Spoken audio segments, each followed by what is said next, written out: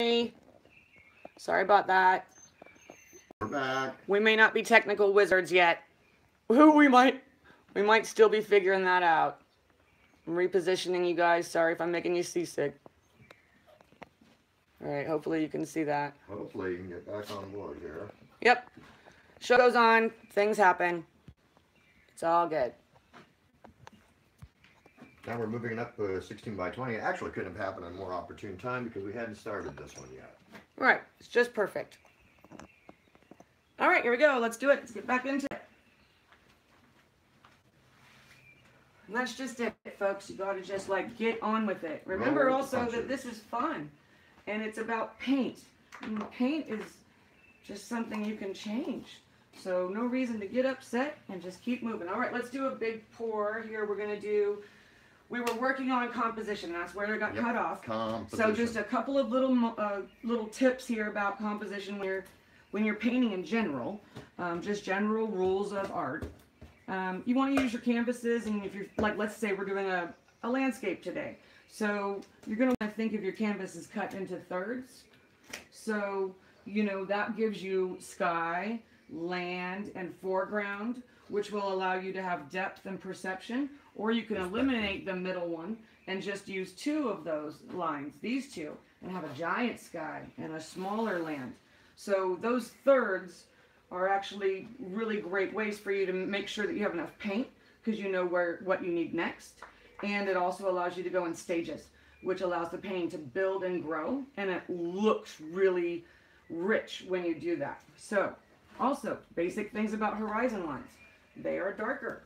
When you're close to land, it's lighter in your painting in the foreground. And it's darker in the foreground and lighter at the horizon line. Like your mountains are going to be light and bright, or your land far away, but your land close up is going to be darker. That gives you perception too, or perspective. So those are your basics. Let's get to it, and let's do a basic tree ring with a walking ring around the edge, and then we'll do some land. And there's a ribbon pour, so we'll combine a couple of things here. And let's get to it. Cosmic landscape. So I'm just going to flood this canvas a little bit because this is big enough, a big enough space and area that it really does kind of help the paint move when I get there. And I'll leave it dry where I don't want it to go. Yeah. And then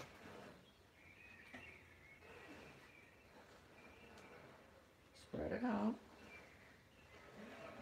Get those edges wet so they don't reject the pour, because that's called surface tension. So this breaks that surface tension for the liquid so that it moves. All right. You see that cut? All right, good. Here we go. Let's do another fun, bright, if it's going to be a sky, let's do a really awesome cosmic sky. And we're going to want the center of that to be, let's do pinks and purples, because, you know, we can do anything we want. It's paint. We can play. So that was magenta, deep. This is prism violet. I'm only putting it on one side. And the color that plays best with these is metallic yellow. Metallic yellow.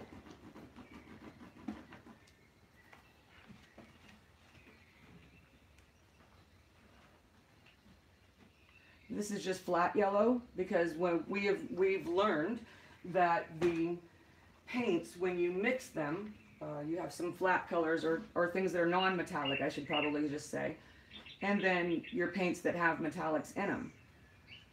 Those two interacting together will give you viscosity, transfers, and give you natural sails. They'll play against each other. It's really awesome. You'll love it. And let's see. Put a little bit more white in there. I'm really squirting it down in there with force to kind of push it into those other layers, so it'll randomly show up and look organic, basically. We love our squirt bottles. We love them. We could not live without them. We mix massive amounts of paint, and then at one time, and then we can just paint until we fall over or run out of paint. Run out of the color we want. I'm gonna stop. Ugh. What a drag. It's such a drag when you run out of the color you want. Mm-hmm. And that was neon pink. This is metallic orange. Aren't you glad I didn't say bananas? And put that flat yellow back in there. And Squirting for certain. let's start getting darker. Mm-hmm. That was crimson. This is phthalo blue. And cobalt teal. They'll give us a little green in that one spot, but it will probably be very Nice beautiful. green. Yeah, it'll be A the very nice green nice that you want. Not that That's some teal. muddy green. You Yeah, know? no muddy green. It'll be bright, like neon. Here's some light blue. And that's going to create depth in that ring. This is brilliant blue. We want a good fair amount of that because it'll be our base when it comes out that supports it. Here's some Payne's gray, which always plays nice with almost any color. It's painless. Here's some metallic purple because, yes, it will make cells. Purple. And then I love purple and yellow together. It's just a thing. I love them. So there you go. That's why I do it. And we'll be posting links to this video after we're all done on all of our normal social media links. Yep, you guys know where to find us. I'm gonna add a little drama. So if you missed anything, Don't or want worry. to look back, it's okay. Here's cerulean blue and cobalt blue. Just pour. Drama! This is the supporting color on the edge. All right, It'll let's roll do out it. first, too. Yeah, it'll roll off first, but if it doesn't, it adds depth. Ready? Here we go.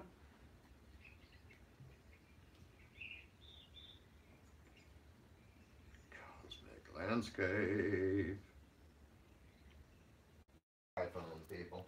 We're live again. Hot iPhone. You guys, I don't know if I don't know what's going on, but I'm just gonna hold it, and I'm gonna have Bill hold it, and we're just gonna hold the camera, and we're not really sure what's going on right this second, but we're gonna try to finish this show. Yeah, I'm gonna be blowing on the iPhone apparently to keep it cool or something. I don't know. I need a fan. Wow. Well. All right. Well. Every week we've had a little bit of a technical issue. We're still Yeah. learning, folks. Thanks for sticking with us. We're really sorry. We may be going video camera shopping today. That might be what we're doing. If you could get them a good shot down there of what it looks like. There you go. That's the pour. I just kept pouring.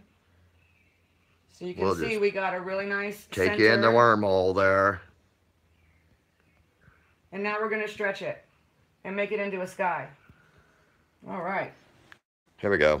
There we go. You ready? Yeah, I'm trying to stay out of the light. Yep. All right.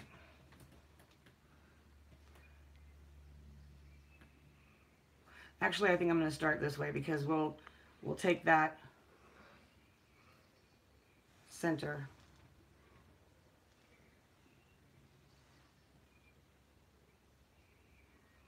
Moving. Moving. I'll move and then I'll try to stay inside your frame so you don't have to move. So they can see it better. There we go.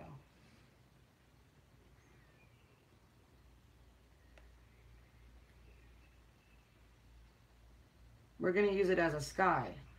So I want that horizon. Yeah, to start stretching Right in to a the horizontal manner. edge, because that gives you the dimension, the line that you want.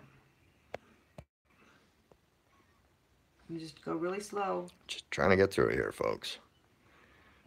Thanks for sticking with us. Yeah. If you are, we're so grateful. Thank you. Yeah, we appreciate it. We're really trying. We'll get better. I swear, we're gonna get better. Every week we'll practice and get better It's and better. chunky.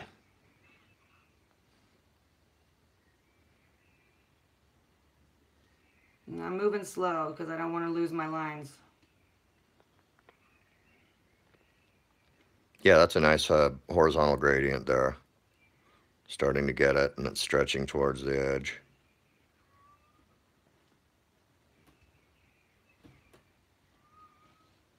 Now, I'm just gonna move that paint that I pushed to the edge. I'm just going to let it pool a little bit, the weight of it, and then move it down.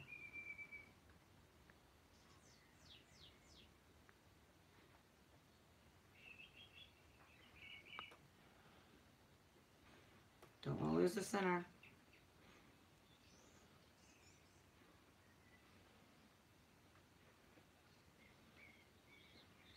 We'll stretch it back the other way, and we will have a beautiful cosmic sky.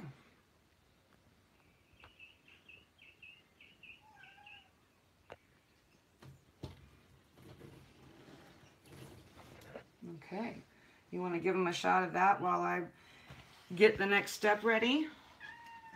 You can see there that we've got the blue banding, which will give us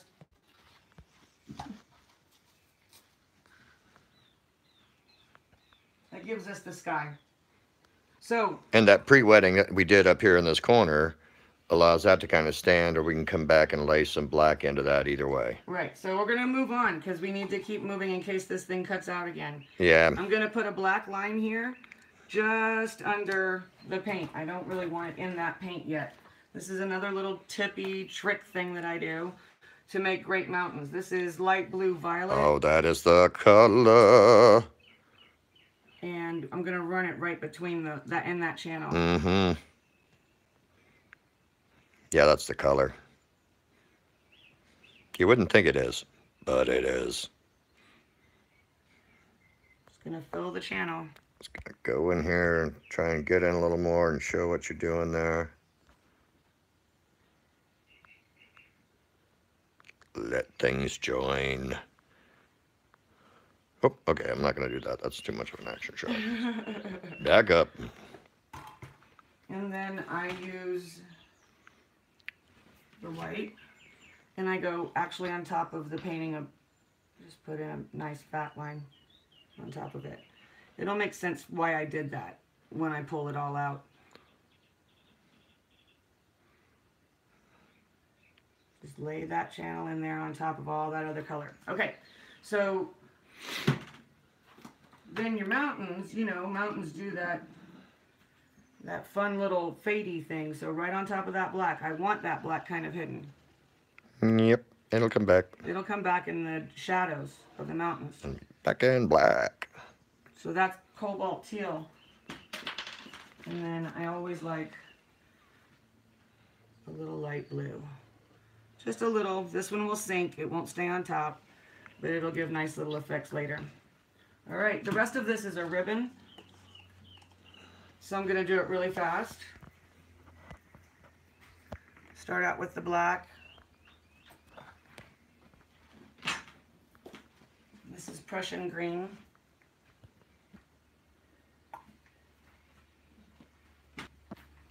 And to make it pop, some chartreuse. Chartreuse. Some chartreuse. This is Payne's Gray. Bronze. Burnt sienna. Metallic black. This is earth red. Ochre. You can't ochre do it. A touch of yellow on the hills. Yes, the light. Ochre. The light will play on the hills. Play on the hills. Where else is it going to play? Naples yellow. That's where I was playing. On the hills. Maybe there's some flowers. Oh, yeah. A little pop of red or just a little bit of red in the trees. There might be reflection. You never know. There's some purple. And then we're going to go back to our darker colors because that's the top of the ribbon that will be in the front. What comes out first goes in last. Think about your cups and how you're loading them. Or not. Whatever. Or not. Do whatever you want. You know, It's your we're cup. all for that too. Do whatever you want. Maybe you'll do something that we haven't done yet, and we love that. I'm looking for a very special. And we have a artist encouragement page on Facebook. We're welcome to, once you've done a few pours and you want to show the world, or at least the few people we have there are from the world, and you're welcome to post. All right. Let's All right. pour the land. I'm going to back up here. Just give me a second here. Okay. All right, a ribbon pour. Most important thing to remember is once you start, don't stop.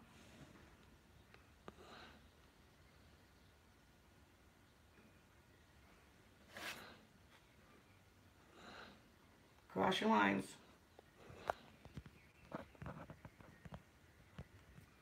Here come the hills. The hills are alive with green paint. Put in some rocks. There's one. Yep, a little twisty turny.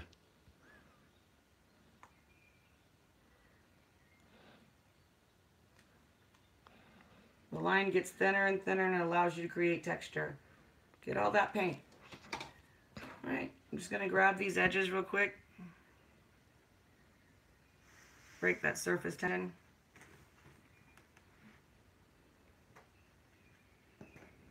Before I stretch it. Otherwise there'll be gaps, and I don't like gaps. All right. So we're gonna quickly stretch.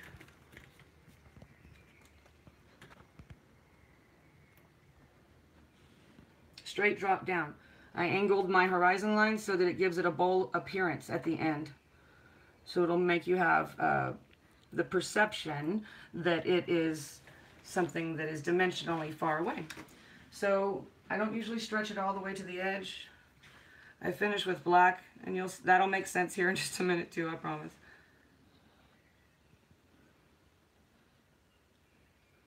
A lot of power in the negative space.